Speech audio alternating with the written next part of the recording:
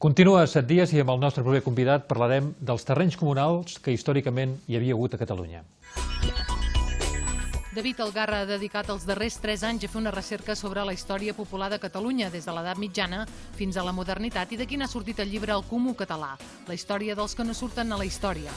Enginyer informàtic de professió, és també membre fundador de l'Agrupació Astronòmica de l'Anoia, així com agricultor aficionat i col·laborador en diferents grups de reflexió sobre la transformació social.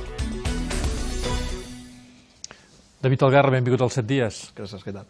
Bé, no parlarem d'informàtica, parlarem dels terrenys comunals, parlarem del paper que han tingut al llarg de la història de Catalunya, però primer potser que definim què eren els comuns, què eren els terrenys comunals. Bueno, els béns comunals eren els béns del comú de béns, o sigui, el concepte comú no només és des del punt de vista econòmic, sinó també des del punt de vista social, comú de béns, inclús des del punt de vista polític, el comú com a institució d'autogovern, el comú, la parròquia, etc. I per tant, el comú, aquesta organització, en quina època va funcionar a Catalunya plenament?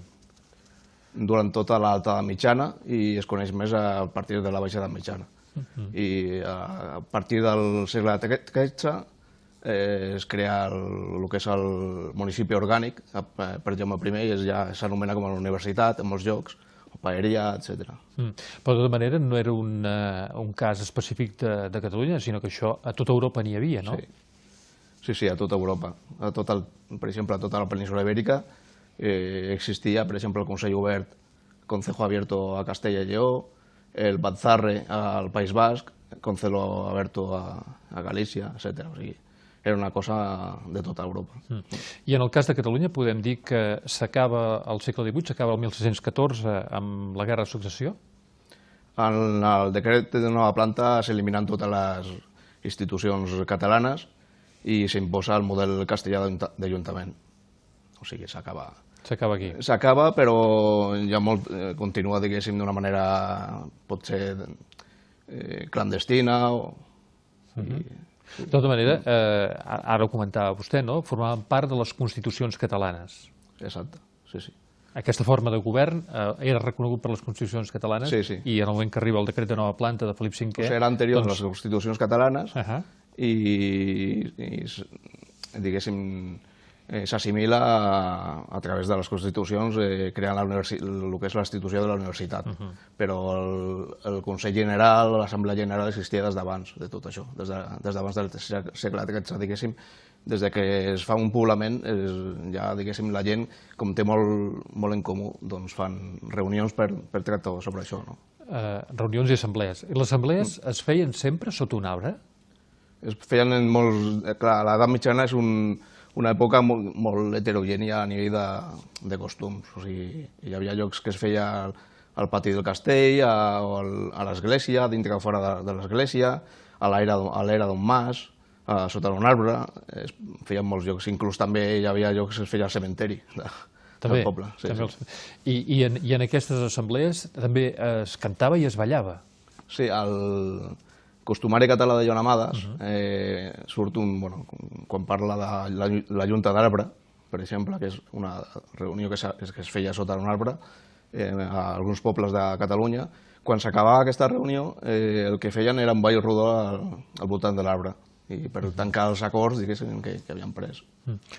Ara això que comenta, que al voltant de l'arbre es reunia l'assemblea per prendre decisions, per fer lleis, per dictar justícia fins i tot. És a dir, es tractava d'una forma de govern autònoma. Sí, inclús es reunien comuns de diversos pobles. Per exemple, és conegut els comuns de Mollet del Vallès, de Parets i de Gallecs, que es reunien a prop del mas de... Can Torres. El pi de Can Torres? No, de Can... Ara no me'n recordo. Can Arús, em sembla que era. I es reunien per tractar sobre allò que tenien en comú diversos pobles. O sigui, hi havia també confederacions de pobles. Per exemple, al Camp de Tarragona hi havia una confederació de pobles de més de 100 pobles eren. Per tant, això volia dir que hi havia autogestió. Exacte. Sí, tot era pràcticament autogestionat, no només els béns comunals, sinó també tenien mitjans de producció comunals, fargues, molins, forns comunals, i també hi havia serveis públics, etc. O sigui, hi havia molta cosa autogestionada. Sí, sí. De la història d'aquest autogovern se'n conserven documents escrits o tot s'ha transmès a través de la tradició oral? No, es coneix molt a través de documentació, sobretot. Per exemple, de les cartes de poblament, de les franquícies, cartes de franquesa, també a través de constitudines, diferents documents que van escriure els altres poders, diguéssim, el poder comtal, el senyorial, etc. I allà surten costums i surten, per exemple, els béns comunals, surten els emprius, etc. La col·lectivització de l'aigua, per exemple, les pastures i també el repartiment de la terra o l'aprofitament dels boscos determinaven el funcionament de les comunitats agràries en aquell moment? Exacte. Sí, era un complement per la subsistència. De pensar que era una economia de subsistència no era el tot, o sigui, els béns comunals no era el tot de la seva autosuficiència, però era molt important, sobretot per les cases més pobres, era fundamental. I els consells dels béns eren els que vetllaven pel conjunt dels béns que tenia la comunitat. Per tant, diguem-ne que els drets col·lectius estaven per sobre els drets individuals en aquest sentit. Exacte, sí, sí. O sigui, ja el que és el mitjà primordial a nivell de producció era la família.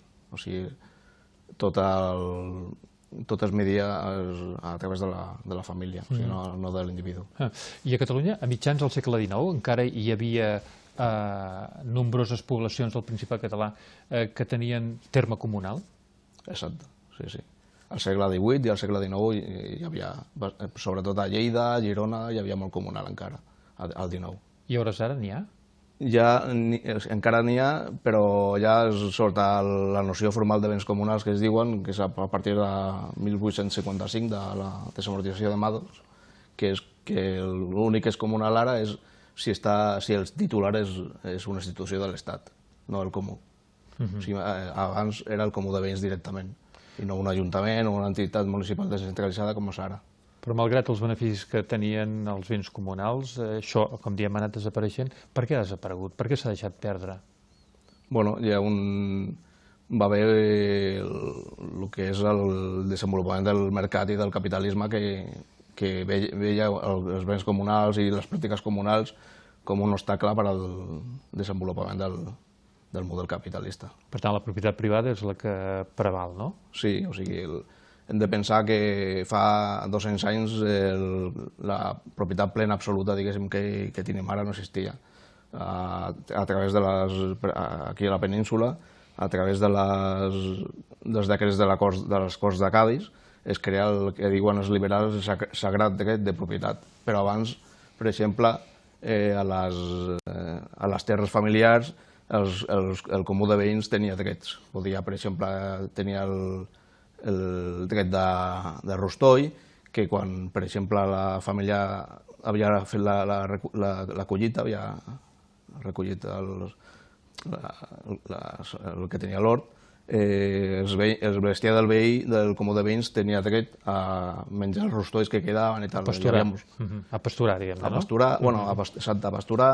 També, per exemple, hi havia el dret d'arredall, que era el mateix, però en lloc de cultius eren en prats, que eren de propietat familiar, doncs també tenien dret d'entrar al bestiar a menjar les segones herbes, i hi havia més servituds o drets comunitaris, com per exemple l'espigatge o l'espigolar, que era entrar a una terra d'una família, de propietat d'una família, a recollir el que havia a terra, fruita, pomes, espigues oblidades. Per tant, diguem-ne que l'organització comunal requereix una acció conjunta i de compromís. Exacte, sí, perquè s'ha de tenir una consciència de conservació i per això hi havia les reunions per que tot aquest aprofitament no fer malbé el bosc o les pastures, etc. De tota manera, de l'acció comunal se'n saben ben poques coses. S'ha amagat a la història de les comunitats? a veure, no sé segur si s'ha amagat, però la veritat és que no se li ha donat massa importància. De fet, hi ha un historiador català, Josep Maria Orienga i Portella, que és un especialista, que ell ja es queixava d'això en un congrés que va haver d'història de Catalunya a finals de la dècada dels 80 del segle passat, que deia això, que semblava que no hi havia molt interès per part dels historiadors per parlar sobre això o estudiar sobre això. Ara, a partir de la dècada dels 90 i al segle XXI, doncs, hi ha més estudis, tesis doctorals i tal, però no es fa difusió. Però hi ha algun motiu per què no se'n faci difusió? No ho tinc clar. No sé si... Sí que és veritat que conèixer aquesta història és veure no com una utopia, sinó com una realitat, l'autogestió i la possibilitat que el poble faci directament la gestió del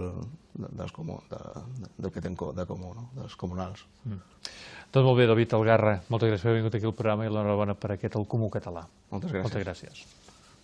Bé, nosaltres fem una petita pausa i tornem.